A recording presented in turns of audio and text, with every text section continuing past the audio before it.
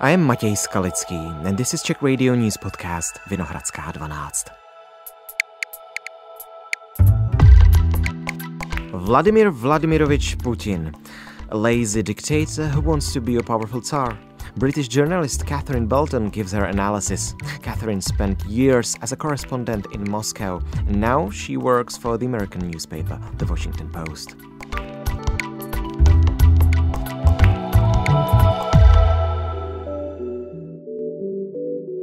It's Saturday, June 7th.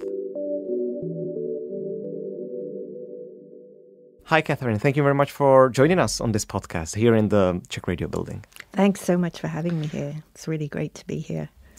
Quotation. We fought Sweden for 21 years. How long are you ready to fight? So these are the words of Russian envoy Vladimir Medinsky said to Ukrainians at the meeting in Istanbul, Turkey. Is Vladimir Putin as determined as Tsar Peter the Great in the war against Sweden? I'm afraid he is. He somehow has it in his head that he should be the next Peter the Great, that he is going to be the gatherer of the lands. And I'm afraid this is an unfortunate accident of fate, perhaps, because during the pandemic, he was isolated, alone with the history books, and only with a few of his closest advisors, we're told, Yuri Kovalchuk, his old friend from St. Petersburg, who convinced him of this great need to restore Russian Empire. And I think this had always been with him, but I think had it not been for the pandemic, had it not been for the fact that he was isolated from his perhaps more rational advisors, perhaps he would never have embarked on this adventure. But now for him, it's his quest, and I don't think he believes he can stop. We can blame the pandemic, but do you see any parallels between the so-called Northern War in the beginning of 18th century and the Russian invasion and Putin's war with Ukraine? Well, I think, Putin obviously feels that Ukraine is historically part of the Russian Empire. And you even heard this from Putin going back to 1992, when he had his first state position after supposedly resigning from the KGB. Whether he actually did or not is another question. But in that interview, when he was the supposedly very democratic, very progressive deputy mayor of St. Petersburg, he blamed the Bolsheviks for the collapse of Russian Empire. He said that the Bolsheviks tore up the country into republics that never existed before, and they cast fairy tales about something that should never have existed. And so he always had this dream of Russian Empire and of restoring it. And we can also see this as well from his own book of interviews just before he became president in March 2000. And then he recalled that, when he was a KGB officer in Dresden, watching protesters gather outside the KGB house after the fall of the Berlin Wall. And he'd been, he was really upset and frustrated because he wanted the Soviet military to come and provide backup for the KGB safe house away from the milling crowds. But nobody answered the phone at the nearby Soviet military base. And then when they did, they didn't do anything because they were waiting the orders from Moscow. And he basically then said, I felt like we were abandoned. We'd abandoned our position in Europe. And he said, I wanted something different to be proposed in its place, but nothing was proposed. Soviet authorities then had just given up and walked away. So all these things have stayed with him, and he really sees himself as an empire building, no matter how far-reaching that might be. And it's interesting because the story is all over again. Because also the Peter the Great, he wanted to regain the so-called lost territories of the Russian nation. And so the Putin wants to do the same in his view of the world. Yes, unfortunately. Yes. I think as well it's that great sense of humiliation after the fall of the Berlin Wall and the collapse of the Soviet Union. And he really, in his eyes, he believes he is restoring Russia as a great power. but he could take other ways of achieving that and, in fact, perhaps be more successful. You know, he could have built Russia into a strong, vibrant economy with its resources. They really could have taken on the world, but in a kind of market competitive way. But instead of that, he's chosen to invade his neighbors and also try to undermine and disrupt and divide Western democracies. Yeah. Russian political analyst Andrei Kolesnikov, he wrote that Peter the Great opened a window to Europe, but Putin is bordering up with rotten planks from the time of Ivan the Terrible. So maybe Putin's more Ivan the Terrible, not the Peter the Great. Yeah, I mean, I think he likes to think of himself as Peter the Great, but also as this sort of great reformer. But unfortunately, the Ivan the Terrible analogy is much more apt, because along the way to achieving these great imperial ambitions, he has been completely undermining the Russian economy. I mean, of course, he would say, we have withstood sanctions. Look, we have this new alliance against the West. The West does not dominate the global economy in the way that it did during the communist era when there were embargoes against the Soviet Union. We can survive because we do trade with China, with India, with other BRICS nations. But actually, that's just a cover-up for this great rot that's going on inside the Russian economy, because we can see it very clearly just in their headline figures. I mean, inflation officially is at 10%. Unofficially, it's probably double that. They've had to boost interest rates to more than 20%. They're now at 21%, and they have been for several months now. And people can't afford to pay back loans. Even the country's biggest corporations are not making payments, and even his closest ally, the guy who's head of the state arms conglomerate, Sergei Chemezov, has warned that there's a string of bankruptcies coming up. And so, everything is connected with the war industry now. The weaponry is shrinking, by the way, from the Soviet era as well. So this is something he needs to rethink. And, you know, in the 25th year in the Kremlin, he needs to think to the future. Does Putin want to stay in power? Yeah, I think that's one of the reasons why he embarked on this war as well. So 25 years is not enough? Yeah, I mean, once he changed the constitution to remain in power, he had to conjure up a reason for being there. And I think without a war, without conjuring up this idea of a great external enemy, what was he for? Why was he still in power? What was he doing for the Russian people? So it was another part of the great myth-making that goes on behind the Kremlin walls. Have you seen the propaganda film made for the 25th anniversary of Putin staying in power? The Russian state TV made a propaganda film. There's a scene from a shiny kitchen when Putin is taking a bottle of kefir from the fridge and he's offering it to a reporter. He looks very tired, I think, and worried, emphasizing how hard he works late. Is this the image Putin wants to project to the world? A humble, tired, old man fighting for the rights of the Russian people. Yeah, I mean, he's very good at creating myths, creating propaganda around his own image. But actually, we know from at least one of his close former allies who knew him really well in the first 2 terms of his presidency, he said that actually he's quite lazy. He never likes to get up early in the morning. He doesn't arrive at work till 11 or 12 at noon. And, you know, and he likes his luxuries. And he is kind of obsessed with the trappings of That's power. a typical thing for dictators, isn't it? Yeah, I mean, especially when you've been in the job for so long. And I think we've seen that very clearly in some of the investigations that Alexei Navalny did into his palace on the Black Sea, where yachts and all the gold. And yes, I mean, again, it's an ostentatious display of power. It's there to project power. But of course, when he's pretending to be a man of the people, of course, he projects a very different image. That's said, of course, I do believe it's true that he works very late. So that's another reason why he doesn't get up in the morning. I have one more name of one more Tsar or emperor, Russian emperor to mention, because in the footage, in the film, in the propaganda film, there's also a portrait of the Emperor Alexander III, a strong authoritarian leader from the late 19th century who promoted Russification, but he didn't lead any war at the time. This doesn't fit well with the Putin's nature. So why his portrait in his flat in Kremlin?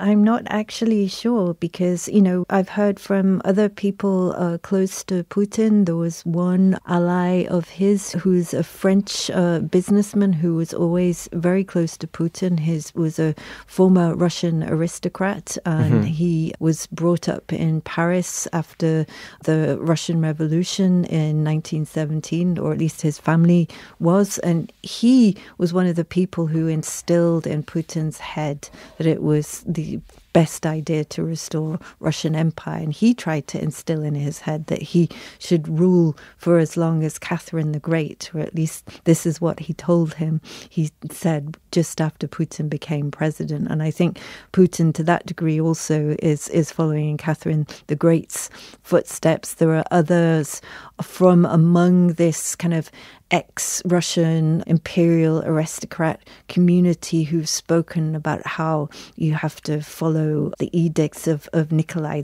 I, who really was a dictator as well, that you have to have this knot with 3 elements to rule Russia that you have to have. I think it's the fatherland and kind of religion, and it doesn't matter whether religion is just basically a fig leaf to replace communism, because that's what bound the country together, and you have to have a ruler, an autocrat, a czar, that there has to be a strong figure at the helm, and that without these 3 elements, then Russia will fall apart. And these are the figures that I know from kind of Putin's history that he's been told to follow. So I'm not really sure about Alexander III, to be honest. Speaking of the warmongering thoughts of Putin, does he have full support from his closest allies to continue in the invasion, in the war with Ukraine? I would say that there is a division. But I think those closest to him, who are the most hawkish, are very much for continuing the war. They believe they have the upper hand militarily, that the West is weak. And unfortunately, we're showing ourselves to be weak. And they look at Donald Trump, who every day seems to walk away from his ultimatums. And they believe that perhaps Europe is now there for the taking, because we see the rise of these strongmen, far-right populist figures across Europe who have a very different attitude towards Russia than most of the European establishment has until now. So I think they think that they're winning and that they can afford to keep going. But I was speaking to some Western officials a couple of weeks ago, and they think that actually that's quite a risk that Putin's taking, and that Putin might actually be misinformed about the true state of affairs on the battlefield. Because one, for the last year, Russia has only managed to take 0.6% of Ukrainian territory at a rate of losing 1,500 men a day, either killed or wounded. And that's a really high casualty rate. And now that's a total of about 1 million, according to these Western assessments. And, and at the same time, Russia always used to have this seemingly inexhaustible supply of Soviet-era tanks in storage. And Russia would modernize them, send them to the front line. And I'm told by the Western military experts that if you're going to break through the Ukrainian front line, you need to have tanks for afterwards to secure the territory. I mean, it's fine, you can break the front line, but without the kind of the heavy armoured vehicles, you might well get kind of pushed back quite easily. So I think, the assessment is that by sometime next year, Russia will be facing critical shortages of both manpower and this type of heavy armory. Of course, Russia has an inexhaustible supply of drones and missiles, but you can't take territory necessarily just with drones and missiles. You need armoured vehicles as well. So, he's kind of, as Trump put it, playing with fire. You were speaking about the lack of information or the manipulation or, the decisions that we can see in Putin's mind. It's somehow inflicted by the people around him. I read one of the latest pieces in the Washington Post, and you mentioned that the former Russia Security Council Secretary Nikolai Patrushev may have manipulated Putin on certain occasions. How? Yeah, I mean, so Patrushev, he was always more senior than Putin. He was older than him. He had his more senior rank in the KGB, and he moved to Moscow before Putin did. Putin stayed behind in St. Petersburg when Patrushev moved to Moscow in the mid-90s. And Patrushev had always been kind of like this dominant force in the relationship, despite the fact that Putin became the president. Patrushev was FSB chief in the first years of Putin's presidency.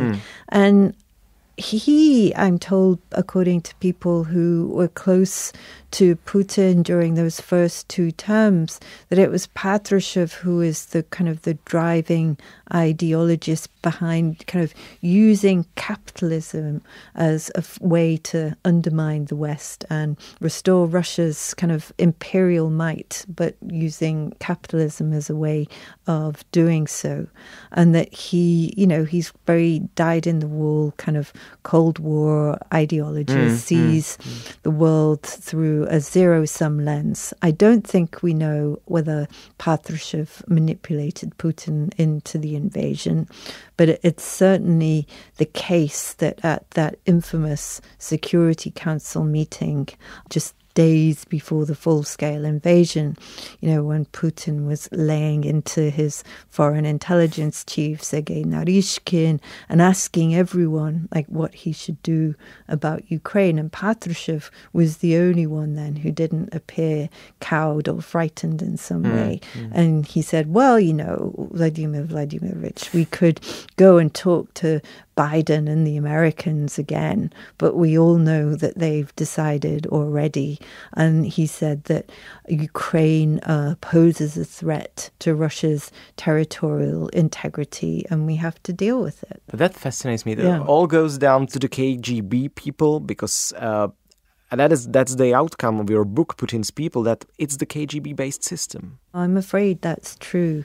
And that's why we see them kind of, again, like I said at the beginning, Putin could have made Russia great again and made it a great power by building a strong, vibrant economy. But because of his background in the KGB, I think these paranoias about Western intentions prevail in his head, whether they're real or not. And he really sees the world also now through this Cold War KGB lens, in which kind of Russia's wealth, its strategic wealth, its strategic cash flows are to be used to play the same games that they did during the KGB days, when they were kind of using active measures to divide and disrupt the West, planting disinformation, assassinating rivals, funding political parties. Only now, it's what they do is kind of a gazillion times magnified, and it's a much more difficult thing to trace because, of course, in the Soviet era, our Western banking system was pretty Stone Age. There were numbered Swiss bank accounts, which were quite difficult to trace, but now you've got gazillions of offshore shell companies and money whizzing around the world, also even faster now through cryptocurrencies. So it's very easy to fund subversive activities against your rivals in the West and get away with it. You've already quoted Trump. The role of Trump in the talks between Ukraine and Russia is quite an interesting story as well. Is Trump in this whole story a bystander, a third wheel, or a real mediator? He's probably none of those things, I would say. So what's his role? I think he wants to be a mediator. That's how he sees himself, as the great bringer of peace to the world, or at least that's what he thought he was going to achieve until he uncovered that it's actually much harder to do than just snap his fingers, because he believed that he has this great relationship with Putin, and therefore Putin will listen to him, and he's the only only leader in the world who can bring peace between Russia and Ukraine. And obviously that's proven not to be true. But it seems that he's not that naive anymore. Yeah, I mean, he's starting to realize, because people within his own Republican Party are very loudly saying Putin is playing you, Putin is tapping you along.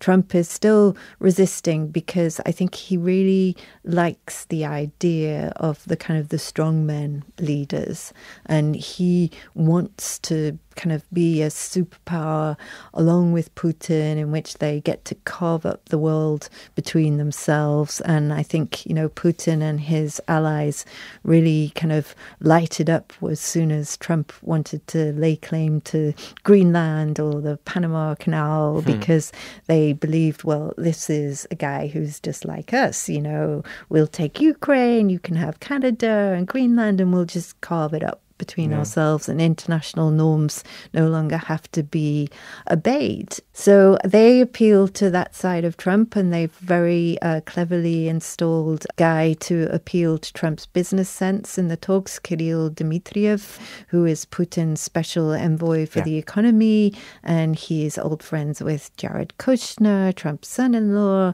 and they're just offering all these business deals, and they put him there, I was told, specifically to appeal to Trump's business sensibilities. So we still don't know what's been agreed in these talks that Trump's own special envoy to Russia has agreed to, Steve Witkoff, because when he goes into the Kremlin, he doesn't have his own translator from the embassy. He has one supplied by the Kremlin, and there's no one taking notes. So we don't know what's been agreed. It may be that they've agreed to some business deals, and therefore Trump by now is just making a show, attempting to bring peace, but really he wants some commercial business deals with Russia. Or, I don't know. That's the thing. Putin also doesn't know how long can he string Trump along. And we and the rest of the world will be finding out in the weeks to come for how long Trump's patience can continue. And do you think that Putin will fall for that? For any business deal offered by Trump in the end? Well, because we see a lot of threatening now, but no stricter sanctions. Yeah. No steps towards to press him. Well, yeah, I mean, this is the thing. So I think there is some degree of unease in some circles in Moscow because they worry about Trump's patience wearing thin eventually, that he could impose tougher sanctions. They think they should just take the deal where they stop at the current front line in return for a partial lifting of sanctions, so the Russian economy isn't irrevocably destroyed. But I think Putin clearly believes that he has some kind of leverage over Trump, and whether this is Putin's offer of business deals to Trump, we don't know. I mean, obviously Trump has got the minerals agreement with Ukraine, but we don't know. Maybe Putin's offered him other resources in Russia. We just don't know. And I think we're all going to be on the edges of our seats in the weeks to come. I mean, how long can Trump keep saying the same thing over and over again about, you know, how we want peace, this war must stop? Surely he has to realize that it's sounding increasingly hollow. I started with the Northern War. The Northern War lasted 21 years. And Russia won it eventually through patience, largely through patience. So it's reasonable to expect that the conflict between Russia and Ukraine, the Russian invasion to Ukraine, could last 10 more years, because we are already in the 11th year of the war. That would be tragic, to be honest, because obviously there is huge loss of life on both sides. I would like to be optimistic and think it can't continue for past the next year, but we just don't know. I'm not sure whether the world would get used to this constant state of war. I guess we already have to some degree. We see Europe now transforming, especially its defense industry, which is really stepping up at the moment to supply Ukraine with weaponry. And I think even though Putin thinks that time is on his side, in fact, as long as Europe continues to support Ukraine, as long as we remain united. Actually, time is more on the side of Europe and Ukraine, because Putin now has actually inflated expectations among his own population that the war is going to end. And people have been signing up because they want to take the money, because they think they're only going to be fighting for a couple of months, not for years and years. And as we saw just 2 years ago when Yevgeny Prigozhin, the mercenary leader, led that incredible uprising in which his men nearly marched all the way to Moscow. Yeah, he was marching to Moscow. You know, we can see the fragility in the system, and Russia's economy is in a really bad state. And as long as Europe continues to support Ukraine, the European economy is much, much stronger than the Russian one. So I wouldn't put odds on Russia being able to drag it out for 21 years this time and emerge with the upper hand. Okay, thanks for the prediction. Thank you very much for all your answers and the interview. Thank you. Thanks so much for having me.